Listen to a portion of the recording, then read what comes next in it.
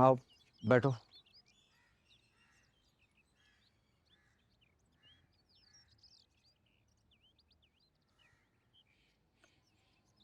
देखें, कल रात तो आपने जो गुस्से में कहना था कह लिया। करना क्या है?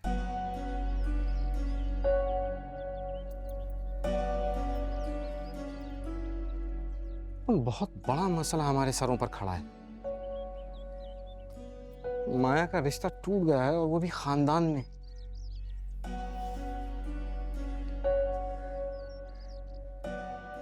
बस सिर्फ दुआ की जा सकती है कि वलीद किसी को कुछ ना बताए। मंगनी टूटने की खबर ही जंगल में आग की तरह से खानदान में फैलेगी और तुम्हारी बेटी के लिए सारी जिंदगी एक गाली बन जाएगी।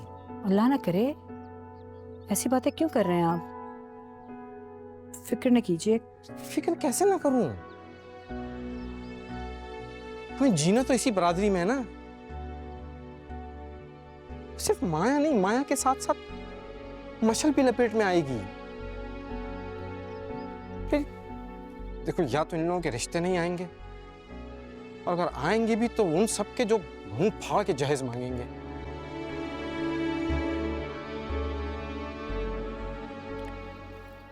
तो आप चाह रहे हैं कि फिर से सीमा को फोन किया जाए?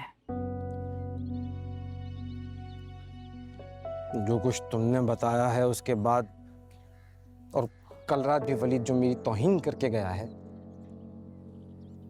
उसके बाद उसे बहैसियत दामाद कबूल करना, ये हमें मजीद मुश्किल में डाल देगा।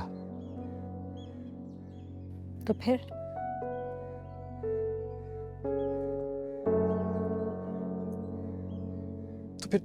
माया के लिए जल्द से जल्द कोई और रिश्ता ढूंढो, और इस बार सिर्फ मंगनी नहीं, उसकी शादी कर देते हैं। जो पढ़ाई वढ़ाई है वो, अगर उसका शौहर राजी हो तो वहीं से करे बस।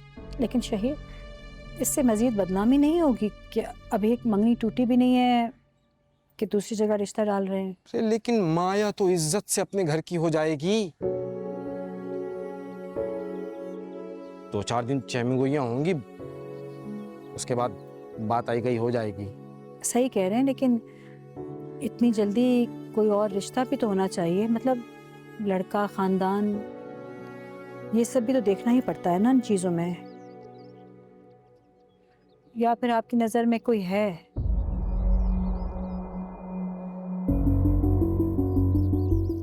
वो लड़का जिसकी वलीद से लड़ाई हुई थी, वो कौन है?